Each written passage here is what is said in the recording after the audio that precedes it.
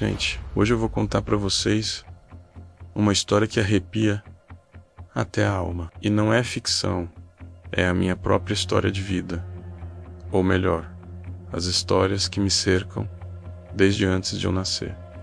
Tudo começou quando minha mãe estava grávida de mim. Naquela época, meus pais moravam num sítio bem afastado da cidade, sabe? Daqueles lugares onde a casa mais próxima fica a quilômetros de distância. Meu pai trabalhava fora durante o dia e minha mãe, grávida, ficava completamente sozinha naquela imensidão. A solidão por si só já era assustadora, mas o que ela viveu lá foi muito pior. Num dia como qualquer outro, ela estava na sala, tranquila, quando de repente começou a ouvir barulhos estranhos vindos da cozinha. Eram passos, como se alguém estivesse andando de um lado para o outro. Ela ficou em alerta, pensou que poderia ser meu pai que voltou mais cedo, mas os barulhos ficaram mais intensos. Uma panela caiu no chão, com um estrondo que fez o coração dela disparar. Logo em seguida, ela ouviu um som muito específico,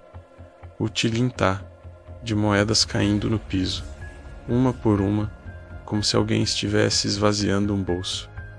Naquele momento, o medo tomou conta. Ela criou coragem, se levantou devagar e foi até a porta da cozinha para espiar. Quando olhou, o coração dela gelou. Não havia absolutamente ninguém lá. As panelas estavam no lugar, não havia moedas no chão, nada.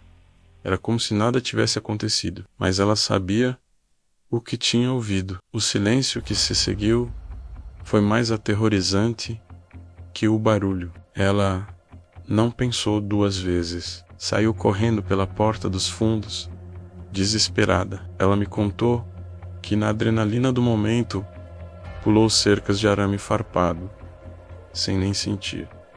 Só queria sair daquele lugar. Ela correu até a casa de um vizinho, que ficava muito longe, e esperou meu pai chegar. Quando ele chegou e ouviu a história, eles tomaram uma decisão imediata. Fizeram as malas no mesmo dia e se mudaram para a cidade. Eles nunca mais voltaram para aquele sítio. Minha mãe disse que sentiu uma presença maligna ali, algo que não queria ela e o bebê, que era eu, por perto. A gente achou que, se mudando para a cidade, esses eventos estranhos ficariam para trás, que era coisa daquele lugar isolado. Mal sabíamos nós que o pesadelo estava apenas começando. Nos mudamos para uma casa na cidade, uma casa que parecia normal, mas que tinha uma vizinhança um tanto quanto peculiar. A nossa casa ficava exatamente ao lado do cemitério municipal. Sim, o muro do nosso quintal era o muro do cemitério. Já começa estranho, né? Mas a gente não deu muita bola no começo. A casa era boa, o aluguel era barato. Só depois de um tempo, conversando com os vizinhos mais antigos da rua, que descobrimos o passado sombrio daquele imóvel. Antes da gente se mudar para lá, 3 pessoas haviam morrido dentro daquela casa, em circunstâncias diferentes e trágicas. Uma senhora idosa de causas naturais, um homem que tirou a própria vida e um jovem em um acidente doméstico. A energia daquele lugar era pesada, densa. Você sentia assim que entrava. As coisas começaram a acontecer aos poucos. No começo, eram só sensações. A sensação constante de estar sendo observado, mesmo quando você estava sozinho em casa. Sabe quando você sente um arrepio na nuca do nada? Era isso, o tempo todo. Depois, os barulhos começaram muito parecidos com os do sítio. Passos no corredor durante a noite, portas de armários que se abriam e fechavam sozinhas. A gente tentava se convencer de que era o vento, a casa se assentando, qualquer desculpa racional. Mas no fundo, a gente sabia. Uma das coisas mais assustadoras que aconteceram foi com a televisão da sala. Várias vezes, no meio da madrugada, Ela ligava sozinha no volume máximo, sempre num canal fora do ar, com aquele chiado ensurdecedor. Eu acordava no susto, com o coração na boca. Meu pai levantava, desligava, tirava da tomada, mas na noite seguinte acontecia de novo. Era como se algo quisesse nos avisar: vocês não estão sozinhos aqui. E essa presença, ou melhor, essas presenças começaram a se manifestar de formas mais diretas. Eu era criança na época e meu quarto ficava no final do corredor. Uma noite, eu acordei com sede e levantei para ir até a cozinha. A casa estava toda escura, só com aquela luz fraca da lua entrando pela janela da sala. Quando eu estava passando pelo corredor, eu vi, parada na porta da cozinha, havia a silhueta de uma mulher. Ela era alta, magra e parecia estar usando um vestido antigo, longo. Eu fiquei paralisado, não conseguia gritar, não conseguia me mover. Ela não se mexia, apenas ficava ali me observando na escuridão. Eu não sei por quanto tempo fiquei ali parado, olhando para ela, mas pareceram horas. De repente, ela simplesmente se desfez no ar, como fumaça. Eu corri de volta para o meu quarto, me cobri até a cabeça e só consegui dormir quando o sol começou a nascer. No dia seguinte, eu contei para os meus pais. Minha mãe ficou pálida. Ela descreveu a mesma mulher que ela sentia que a observava na casa do sítio.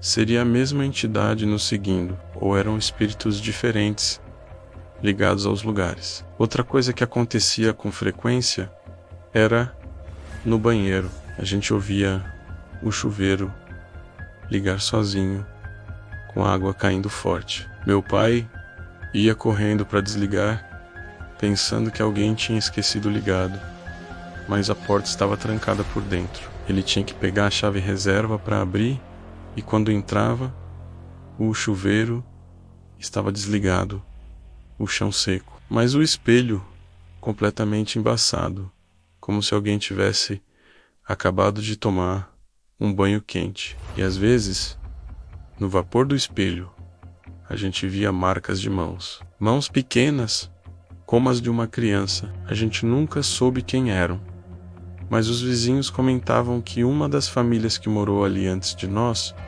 perdeu uma filha pequena. Será que era ela? A gente se acostumou, se é que se pode usar essa palavra, a viver com medo. Dormíamos com a luz acesa, rezávamos todas as noites, mas as manifestações não paravam. Vultos passando rapidamente pelos cantos dos olhos, objetos que mudavam de lugar. Uma vez, minha mãe deixou a aliança dela na pia do banheiro. Quando voltou para pegar, não estava mais lá. A gente revirou a casa inteira e nada. Meses depois, a aliança apareceu em cima da minha cama. Ninguém soube explicar como. O ponto final pra gente foi quando as coisas começaram a ficar mais físicas. Meu pai sempre foi um cara cético, tentava encontrar lógica para tudo, mas até ele se rendeu ao inexplicável. Uma noite, ele estava dormindo e acordou com a sensação de alguém sufocando ele. Ele disse que sentiu 2 mãos geladas apertando o pescoço dele com muita força. Ele tentou lutar, mas não via ninguém. Ele começou a perder o ar e quando achou que ia desmaiar, a pressão sumiu de repente. Ele sentou na cama, ofegante, com as marcas vermelhas das mãos no pescoço dele. Minha mãe viu as marcas. Eu vi as marcas no dia seguinte.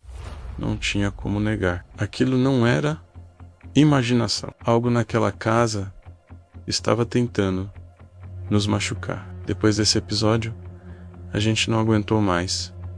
Procuramos outra casa, o mais longe possível daquele lugar. A mudança foi feita às pressas, assim como foi a mudança do sítio. Deixamos algumas coisas para trás, com medo de levar qualquer energia conosco. As duas casas, tanto a do sítio quanto a da cidade, marcaram a minha família para sempre. Até hoje, quando a gente fala sobre isso, um calafrio percorre a espinha. Eu cresci ouvindo essas histórias, vivendo essas histórias. Isso me fez acreditar que existe sim um outro plano, um outro lado que a gente não consegue ver, mas que às vezes, só às vezes, consegue interagir com o nosso mundo. E nem sempre de uma forma amigável. Às vezes eu me pergunto sobre as pessoas que moram nessas casas hoje. Será que elas também veem